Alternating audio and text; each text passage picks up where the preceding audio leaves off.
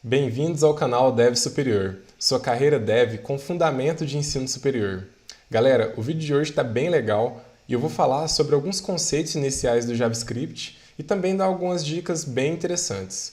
O que eu acho legal de vídeos assim é que esse vídeo é para você que está começando, mas também para você que já tem uma certa experiência e está buscando aprimorar seus conhecimentos. O JavaScript nos dá o poder de interagir com elementos de uma página web de um jeito bem simples. E para mostrar isso, eu estou aqui com o site do Google aberto e a gente vai fazer uma coisa bem bacana agora. Eu vou rodar um comando JavaScript e esse comando JavaScript vai inserir um texto no campo de busca do Google dinamicamente. Então eu vou rodar aqui, ó. Beleza, ele inseriu o texto Dev Superior dentro do campo de busca do Google. Agora eu vou rodar outro comandinho aqui e ele vai submeter, né, o formulário e fazer uma busca no Google mesmo. Ó, então beleza, submeti aqui e a busca está feita. Quer saber como que eu fiz isso? Quais comandos eu usei e tudo mais? Fica até o final que eu te mostro como. E aí, para a gente começar, eu já abri aqui esse site, que é um super guia que o pessoal da Mozilla criou, né, sobre a linguagem JavaScript. É uma referência, na verdade, que vai te dar uma visão geral aí, né, e vai cobrir tópicos desde os mais simples, né, como declarar uma variável, como criar uma função e etc., até conceitos mais complexos, né, e eu recomendo bastante, principalmente, né, caso você esteja começando. E aí eu queria mostrar para vocês esse repositório que já está criado para a aula 15. Aqui já tem, né, alguns links interessantes aqui no início das nossas redes sociais e já tem uma visão geral do que a gente vai aprender hoje na aula, né? Então, o que é JavaScript, onde a linguagem é aplicada, falar um pouco sobre variáveis e mais uma série de assuntos interessantes. Como pré-requisito, hoje, a gente precisa ter apenas um navegador web, tá? Então, eu vou usar o Chrome aqui, mas você pode ficar à vontade para usar outro navegador, não tem problema. Além disso, tem alguns links úteis que eu vou deixar aqui também no repositório, tá? São links aí que você pode estar usando para estudar e para aprofundar, né, na linguagem e adquirir mais conhecimento. Eu vou entrar aqui no guia, né, novamente, aqui da linguagem JavaScript. E aí, como eu havia mencionado, esse guia ele é bem completo, né, e cobre vários aspectos da linguagem, mas caso esse seja o seu primeiro contato com o JavaScript, o que você precisa saber é que ele se popularizou como a linguagem de scripts para páginas web e hoje em dia ele é considerado, né, segundo as pesquisas Frostbite e Stack Overflow, como a linguagem de programação mais popular do mundo, né? E hoje o JavaScript ele é a linguagem de programação que é carro-chefe da internet. Essa linguagem potencializa o comportamento dinâmico na maioria dos sites, incluindo este que você está acessando. E aí vale lembrar que a internet era muito diferente de como conhecemos hoje. Houve uma época em que as páginas não passavam de sites estáticos, chatos, né, e sem vida. Com o passar dos anos e a popularização da internet, as necessidades e funcionalidades foram ficando cada vez mais complicadas e exigiram uma forma mais avançada, né, de criar páginas que interagissem melhor com os usuários. Então hoje, toda vez que uma página da web faz mais do que simplesmente mostrar a você uma informação estática, muito provavelmente esse site está usando JavaScript. E para te mostrar o quão isso é sério, eu vou te mostrar como seria um site que é bastante popular, bastante conhecido aí da internet, como seria esse site sem JavaScript. Bom, e aí eu abri o Instagram do Dev Superior, inclusive fica o convite, né, caso você ainda não nos siga, a estar nos acompanhando aqui. Toda vez que tem conteúdo novo a gente posta aqui também, mas qual que é a questão, galera? Como que seria o Instagram caso a gente desabilitasse o JavaScript? Para fazer isso, né, esse teste, o que eu vou fazer? Ó? Eu vou clicar com o botão direito aqui, em qualquer lugar da página, e clicar em inspecionar. Logo após clicar em inspecionar, ele vai abrir, né, esse painel aqui e tudo mais. Eu vou clicar nessa engrenagem aqui, ó, no canto direito aqui, logo do lado desses três pontinhos. Clicando nessa engrenagem, ele vai abrir aqui um painelzinho com algumas opções, né? Eu vou até expandir aqui, ó. E uma das opções que tem lá embaixo é justamente a de desabilitar o JavaScript. Então, aqui, ó, dentro de Debugger, caso o seu navegador esteja em português, provavelmente vai estar aparecendo depurador ou algo parecido. E aqui a gente já tem, ó, nesse checkbox o Disable JavaScript. Eu vou clicar aqui, tá? Vou diminuir aqui um pouquinho só a área do inspecionar e vou dar um F5 na página. Vamos lá ver o que vai acontecer. Então eu dei um F5 e olha só que loucura, né? O Instagram nem carrega, tipo, nada acontece mesmo, justamente porque o JavaScript ele é um motor, né, ali essencial para rodar uma página como o Instagram. Isso provavelmente aconteceria no YouTube, no Twitter, no Facebook também. Bom, mas será que o JavaScript é usado apenas para construir sites e aplicações web? Inclusive, muita gente me pergunta, o que é possível fazer com o JavaScript? E a resposta é qualquer coisa. É isso mesmo. Hoje o JavaScript ele também ganhou muito espaço, muita adoção do lado do servidor, né? Então você escreve aplicações back-end aí 100% usando o JavaScript. É possível também criar aplicações mobile. Inclusive, é possível escrever softwares de dispositivos que integram a internet das coisas. Legal, né? Bom, a boa notícia é que o mercado está super aquecido, cheio de vagas, e eu vou te mostrar na prática o quão fácil é escrever o seu primeiro código JavaScript. E para fazer isso, eu vou voltar aqui no site do Guia JavaScript e vou clicar com o botão direito em qualquer lugar da página e vamos fazer aquele mesmo processo. Vou clicar em inspecionar, ele vai abrir aqui, né, o inspecionar elementos, vou clicar na aba console e pronto, a gente já tem tudo o que precisamos para executar o nosso Hello World, inclusive para fazer todos os exercícios da aula, tá? A primeira coisa que eu vou fazer, eu vou digitar console.log Hello World. Só de fazer isso daqui ele já emitiu na saída do console o texto Hello World e pronto, a gente já, né, então está escrevendo o primeiro código JavaScript. Como que a gente deixaria isso mais dinâmico, né, um pouco mais interativo ali com o navegador e com o usuário? É possível a gente emitir um alerta através da keyword alert. Então, vou digitar alert, hello world, dá enter e ele vai exibir aqui já um pop-up, né, um alerta mesmo na página. Posso fechar aqui, ok. E é isso, a gente já está interagindo então com o console e escrevendo nossos primeiros códigos de JavaScript. Vou clicar em limpar aqui, ó. Você também pode apertar Ctrl L. E aqui agora a gente vai declarar a nossa primeira variável. Como que é possível fazer isso, né? Existe a palavra-chave, a keyword, né, var, e aqui eu posso colocar qualquer coisa, né? Então eu vou colocar name igual a Washington, ok? E eu posso invocar essa variável name, né, para ver o conteúdo que está lá dentro. É só digitar o nome dessa variável aqui no console, que ele já traz e já imprime o valor mesmo, né? E aí já um ponto bem interessante, que as novas versões do JavaScript introduziram duas novas formas de declarar variáveis, né? Então, por hora, a explicação é um pouco mais teórica, mas por enquanto a gente tem que entender que o var, a palavra-chave var, ela não é mais utilizada em aplicações modernas JavaScript, e hoje a gente utiliza a palavra let para declarar uma variável que a gente pode mudar ela depois, né? Então vou declarar aqui let myAge igual a 25. E eu posso retribuir isso, né? Então posso chegar aqui e falar myAge igual a 30. O let, ele permite, né, você retribuir variáveis. Então, existe uma outra forma, caso você não precise ou não queira redeclarar, né, a variável. Caso você queira essa restrição, basta escrever const ao invés de let. E agora eu vou declarar uma variável aqui chamada myname igual a Washington.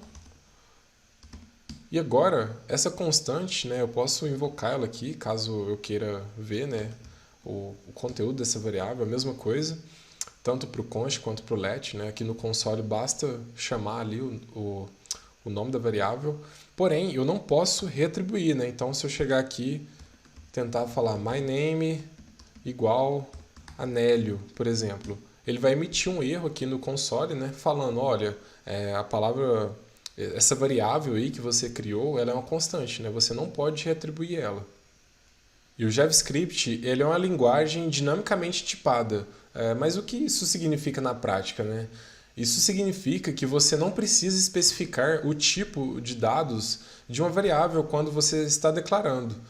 Tipos de dados são convertidos automaticamente conforme a necessidade durante a execução do script. E eu vou dar um exemplo bem prático de como isso funciona.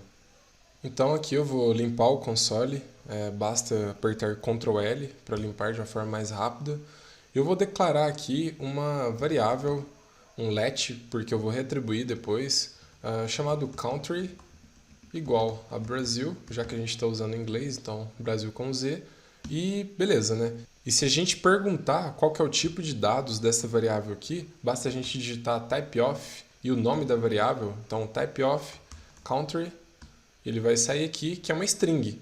Então, o JavaScript, eu não falei, né, em momento algum que esse conteúdo dessa variável era uma string, mas o JavaScript já inferiu, né, automaticamente, já assumiu que o conteúdo dessa variável é uma string. Uma outra característica, né, é que o JavaScript é uma linguagem de tipagem dinâmica. Então, o que isso significa? Que eu posso redeclarar o country. Agora eu vou falar que o country vale 10, por exemplo. Se eu fizer isso daqui, o JavaScript permite, né? Então, antes era uma string, agora virou um número. E se eu perguntar qual que é o typeof do country, ele vai me falar que é um número agora. Então, essas são as características aqui, né, a grosso modo, de uma linguagem que ao mesmo tempo tem uma tipagem dinâmica e ao mesmo tempo tem uma inferência de tipos. E aí eu vou falar agora um pouco sobre objetos no JavaScript. Existem duas formas que eu considero principais de declarar objetos no JavaScript. A primeira delas é apenas declarando um objeto literal. Então eu posso chegar aqui, vou criar uma constante mesmo, chamada person. Essa constante person, ela tem lá dentro um name, então eu vou colocar aqui Washington. E eu posso colocar também um age. Cada item que eu estou colocando aqui, cada chave, valor, são propriedades desse objeto person. Vou até colocar aqui, ó, person 1 e vou dar enter, beleza? Se eu invocar esse person, se eu chamar ele aqui, né, no console, esse person 1, ele já trouxe com a estrutura de um objeto e aqui agora eu posso acessar os atributos desse objeto, né? Então eu posso colocar aqui, por exemplo, person1.name e ele vai me retornar o nome daquele objeto, né?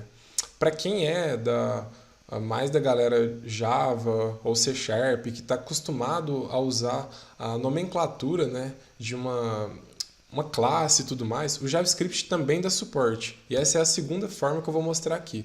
Então, eu apertei Ctrl L aqui, limpei o console, e aqui eu vou escrever class person2.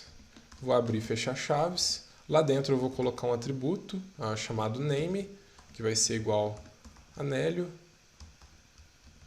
E deixa eu ver, vou colocar um método aqui chamado getName.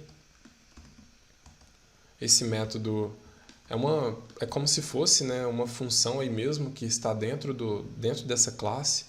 Esse getName aqui, ele vai dar um console.log no this dessa classe, né, .name. Então, beleza, enter aqui. E agora, o que eu vou fazer? Eu vou criar um const person2 instance, que é a instância, né, dessa classe mesmo, igual a new person2. Beleza.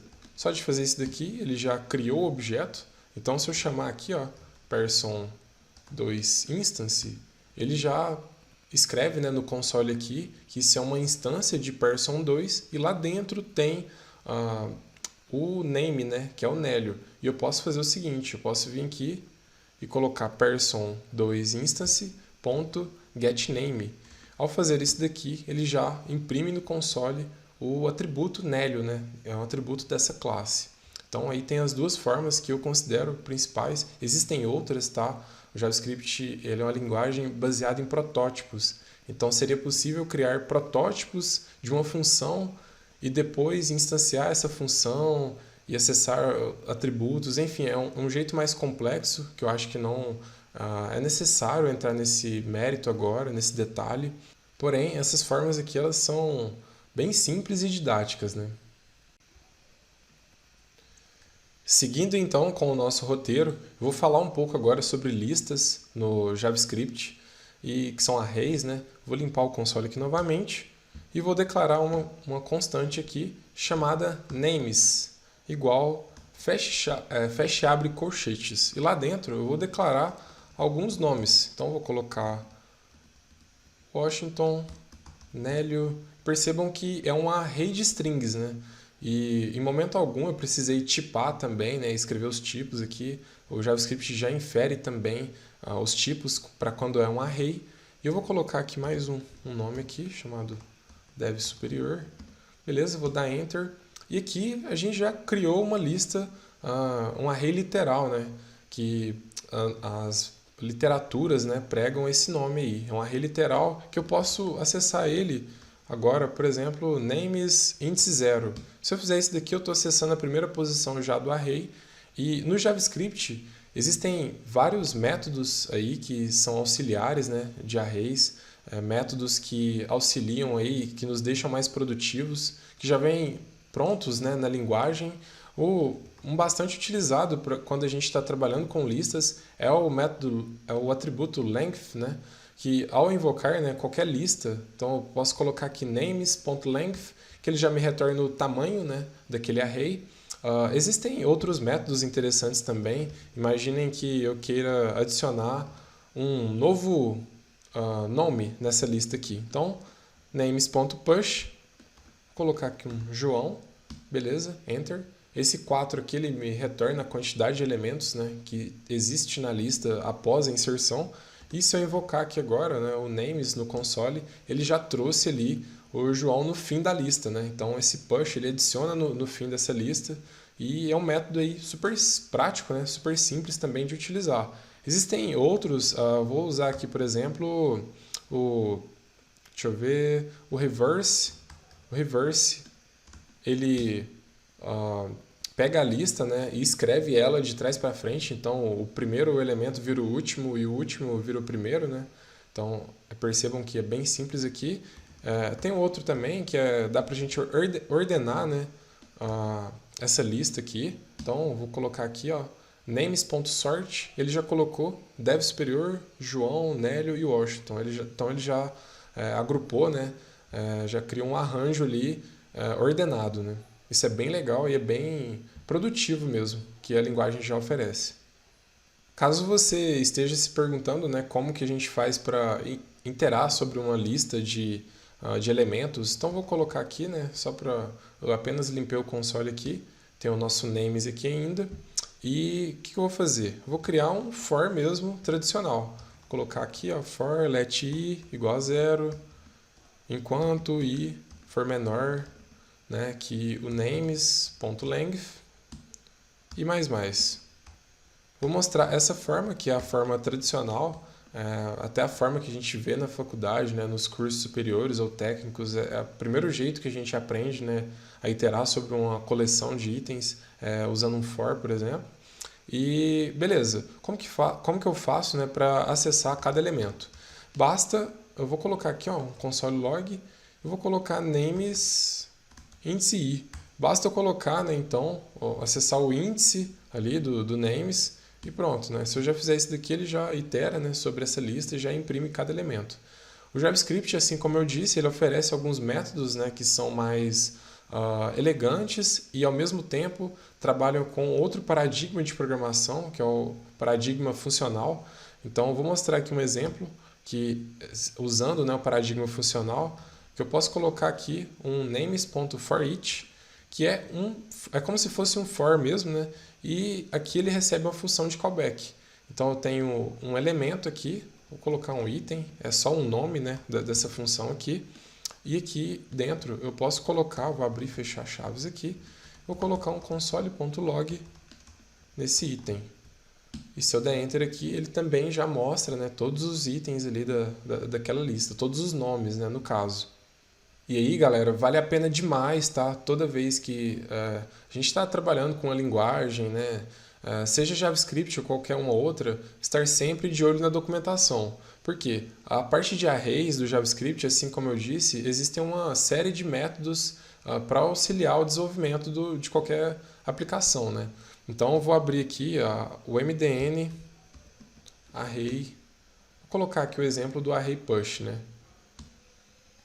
Então eu estou no Mozilla Developer Network, que é o MDN, e aqui eu estou acessando o método push, a documentação dele, e percebam aqui do lado, olha o tanto de métodos auxiliares, né, que existem quando a gente está falando de array, né? Então olha só, tem esse from, array, every, enfim, tem uma infinidade aqui, e nada melhor do que a documentação para servir como guia mesmo, né, como uma referência para você estar estudando e utilizando aí para adquirir mais conhecimento. E agora uma coisa bem legal que eu vou falar é sobre functions. Uma function, uma função, né, caso você não esteja familiarizado com esse conceito, é apenas um bloco de código que vai ser executado programaticamente. Então eu escrevo um trecho de código ali e eu posso invocar, né, executar aquele trecho de código ao decorrer da minha aplicação. Então eu vou escrever aqui, através da palavra-chave function, vou colocar uma função chamada sayHello. Beleza? Abre e fecha chaves aqui. E lá dentro eu vou colocar um console log, ou melhor, vou colocar um alert say hello. Apenas isso. Então eu vou dar enter aqui. Perceba que nada apareceu na tela, né? Porque eu tenho que invocar essa função para aquele trecho de código realmente ser executado, né? Então eu vou invocar aqui, say hello, basta abrir e fechar parênteses, e aí agora eu vou dar enter aqui, e beleza, ele já exibiu aqui, né, o alerta com o texto hello lá dentro. E agora, como que eu faria, né, para eu passar um parâmetro, né, para essa função, para ela dizer, né, um hello mais dinâmico, né? Então eu vou colocar aqui um parâmetro chamado name. Eu digitei meio rápido aqui, é porque eu apertei setinha para cima, tá? A setinha do teclado mesmo para cima, você pode ir navegando entre os comandos que você já digitou anteriormente. Então, eu vou colocar aqui hello mais name. Vou colocar um espaço aqui agora, beleza? Redeclarei essa função. E agora, se eu invocar a função sayHello, passando uma string lá dentro, eu vou colocar Washington, beleza? Quando eu der Enter, ele vai colocar Hello Washington. Então, basicamente, esse é o jeito simples, né, de declarar uma função. Não tem muito segredo. Existem outras formas de declarar a função, que eu não vou entrar nos detalhes aqui agora. Mas, por enquanto, é isso que a gente precisa saber. E aí, galera, é super importante aprender essa base do JavaScript, porque isso vai facilitar e muito o seu aprendizado de outras tecnologias. Inclusive, é uma dica mesmo, um dos maiores investimentos que eu fiz no início da minha carreira foi investir um bom tempo no aprendizado dessa base.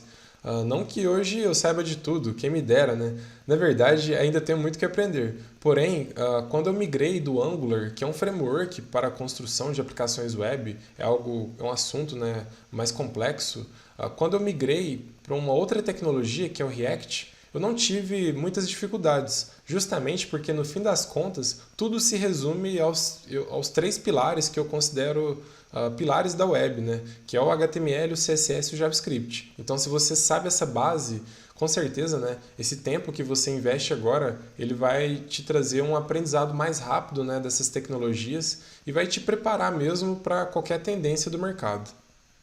Bom, e aí para fechar então, galera, lembra daquela minha promessa que eu fiz no início do vídeo sobre como fazer uma busca no Google usando apenas comandos JavaScript? Eu vou mostrar em detalhes como que eu fiz aquilo, ó.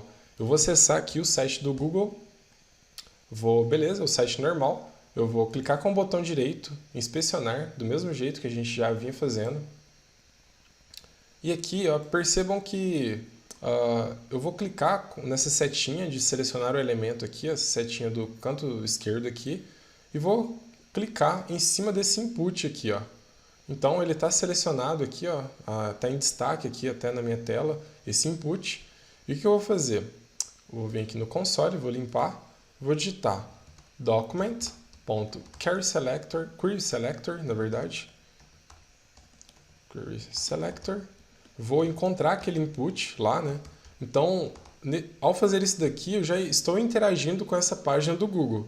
Mas calma que a gente não está hackeando nem nada do tipo. A gente só está interagindo com os arquivos que o meu navegador baixou, né, do servidor do Google. Então, por isso que eu estou enxergando essa página. Né? Esse site já foi baixado para minha máquina e a partir de agora eu posso interagir com ele via JavaScript. Então, eu vou colocar aqui document.querySelector, dentro dele uma string, input, e eu vou colocar aqui apenas uma especificação que tem que ser do type text.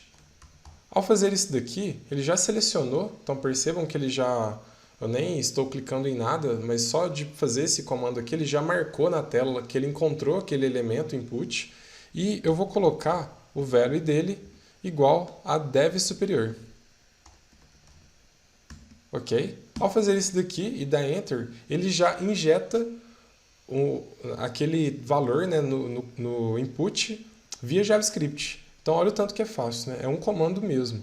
E agora o que eu vou fazer? Se a gente olhar a estrutura de elementos aqui do HTML mesmo, que o Google usa, a gente vai ver em algum momento que ele usa um form.